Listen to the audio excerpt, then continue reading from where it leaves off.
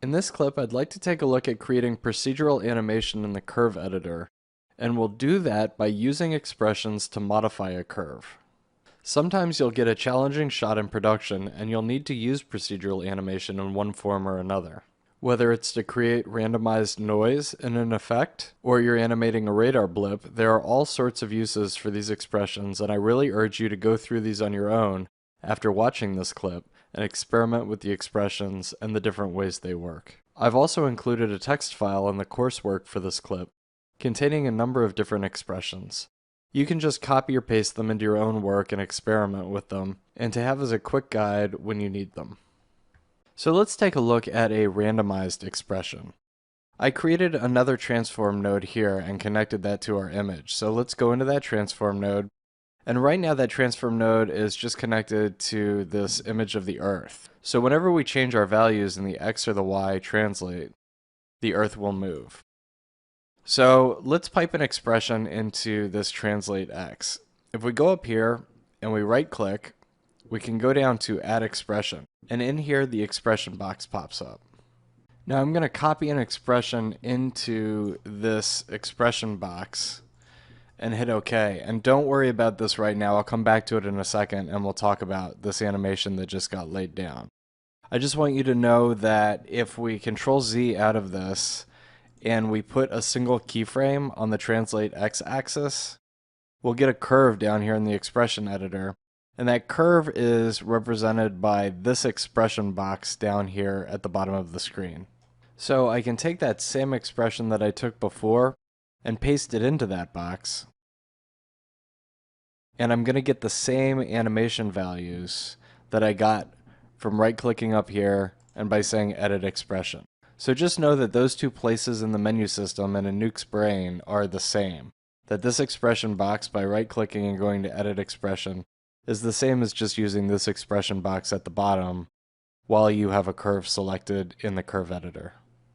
Now let's take a look at this expression for a moment. Generally, you'll be working with a value that looks like this. Random, frame in parentheses, divided by 5. Just because this by default is working in a value range between 0 and 1. Most values are between 0 and 1, so Nuke does this by default. The ranges we're working with, however, are much higher than that because we're dealing with translating on the X and Y values, and those are all based on pixel counts. So it's just important to know that this expression that we have in there right now will be good enough for a 0 to 1 value, but if we want to overcrank the values for a specific max value and min value, we do that by adding a multiply, adding parentheses, and this is generally your max value minus your min value, and then if you want an offset in there, this is your min value again. And so if I want the maximum rate of change in this random expression to be, let's say 200, like we had before, and the min value will be 100, we do that, and then we just pipe the min value in here as well.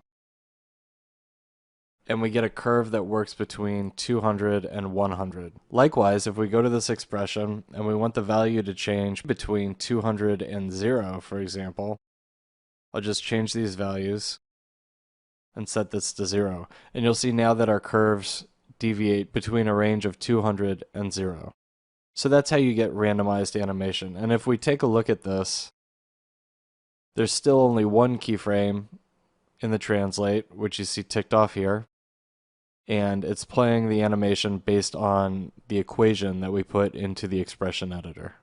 So I'll clear that out, and the next one I'll show you is the bounce. And the bounce is based on a sine wave, and the equation's going to look a little complicated, but don't worry about that for now. So I'm going to put a keyframe on the X. I'm going to select the curve. I'm going to go down here. I'm going to paste in this expression. Now you see, because the values are set to 10, the bounce is very, very small. These values are 10, and if we play this back, we won't even see this thing move. You might see it shimmy back and forth just a little bit. So what we want to do is we want to enhance the size of this thing. So what we're going to do is the same trick we used last time to set the max and the min values to rise up these curves and get them to move the way that we want them to. So again, you just put a multiply at the end here, 2 parentheses, and in here we're going to do our max val minus our min val. This is always the same. And then plus min val. So let's say we want our value here to be 100. And our min val can be 0, and our min val can be 0. And you'll see, boom, it immediately adjusts. And so if we play this back, you'll see that it bounces and holds, bounces and holds, bounces and holds, just like it shows us here on the curve editor. But let's say we want it to bounce, bounce, bounce, bounce, and not hold. Well, this particular one is bouncing and holding because the cosine function is what we just changed, but we didn't change the sine function. So this is going sine, cosine, sine, cosine. So if we take these same values and we go to the sine part of the equation here, I'm just going to pop those in, and you'll see that those values populate so that the hold disappears. So now we've just got a quick bounce. And likewise, we can move this up to 200 if you want. Put this to 200. And put this to 200. And now we've got a bigger bounce. Or if we want the values to be between 200 and 100, I can just go in and change that min value again to 100 instead of to 0. I'll change that in both places. And it moves the curves up to the range that we expected, the 200 to 100. So in the expressions that I'll give you in the text file, I'll give them to you like this. However, if you go out there on the web and you find a couple of these on your own and you want to know how to manipulate them, know that basically you'll see a bunch of equation at the beginning, and that's generally what you copy and paste in. However, know that you can usually just change the value range you want by adding this part of the equation into the value range. Again, that's just a multiply, max value, min value, plus min value to get the curves to be where you want them to be. So that's all I'm going to show you for the expression editor. It's a very powerful tool, and like I said, I'm going to include a lot of these equations for you in a text file so that you can take a look and kind of adventure out on your own.